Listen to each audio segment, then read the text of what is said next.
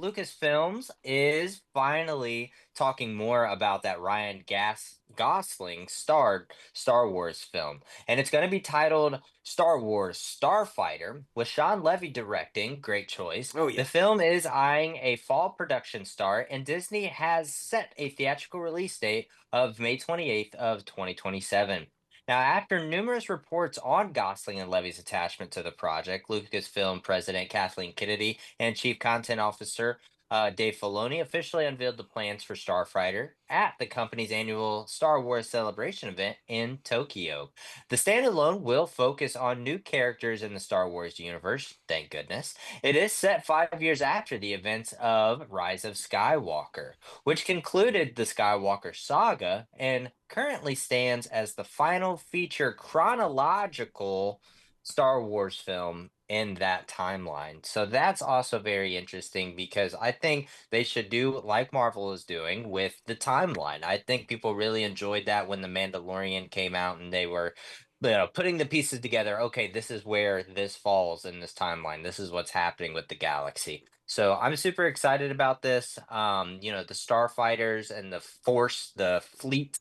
I always think that was very interesting, and a lot of importance in the Star Wars films surrounding the Skywalker franchise. So I think moving forward and branching out with new characters, hopefully still more grounded and relatable, because I feel like Ray was kind of out there and wasn't as relatable as other characters. So I'm hoping this film does well because right now Star Wars needs it. It really does need it. And I'm curious if they ever are going to go back and tell different stories from the OG characters. They abandoned that. That was the plan. And then they abandoned it after the failure of Han Solo, which is unfair in my opinion because that film went through a bunch of crap. And I think it failed because of all the shit it went through in development and pre production before it ever saw the light of day. So that's unfortunate. But that wasn't the only big reveal.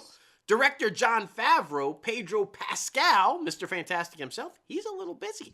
And Sigourney Weaver also took the stage at the Star Wars celebration to show off more footage from their upcoming The Mandalorian and Grogu. All we knew previously, like we've told you on the show, is that the new movie will bring the bounty hunter and Grogu on a standalone mission. But in this new footage, Weaver's character is teased along with some action-packed battle scenes against the stormtroopers. Fans also get a first glimpse at Jeremy Allen White at Jabba's son, Rhoda the Hutt. Yes, Jeremy Allen White, in case you didn't know, Rhoda the Hutt. The Mandalorian and Grogu is the first Star Wars feature since Rise of Skywalker 6 years ago. So I'm pumped for this one. This one's popular. People have been waiting for this one. It's nice to see him spin it into a feature-length film. I think it's going to be fun. And quick news, Mickey Madison, Honora fame, passed on the Ryan Gosling, Sean Levy film. I saw that. Like, don't let the ego get you, Mickey. That's all I'm saying. Don't let it do it. You probably should have took that one. That's all I'm saying.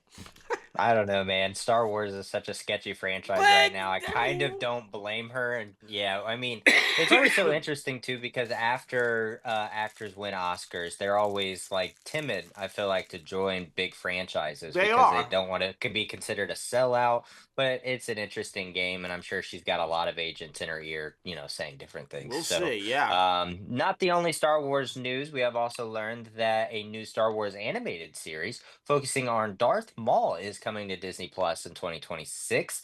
Sam Witwer will be returning to the voice of the iconic villain. News of this series, titled Maul Shadow Lord, was announced with Whitward on hand. Was previously voiced Maul several times, Mm. including animated series like The Clone Wars, Rebels, as well as 2018 solo Star Wars story. Lucasfilm David Filoni and Vice President of Animation Athena Portillo revealed a surprise sneak peek at the show during the panel spotlighting 20 years of Lucasfilm animation. Now that's very exciting because I mean we all know Darth Maul from, like you said, the animated series and the technically episode one of Star Wars, but he didn't really have a lot of lines in that, Yeah. so you really couldn't understand who the character was, and you got more backstory, more depth to that in the Clone Wars. So I'm excited. This only makes sense, especially with the animated series and with how popular the Clone Wars storyline was leading into Rebels as well. Absolutely, absolutely. I think it's a popular character that they haven't shown enough of, so I think people are going to be excited to see more history of this guy.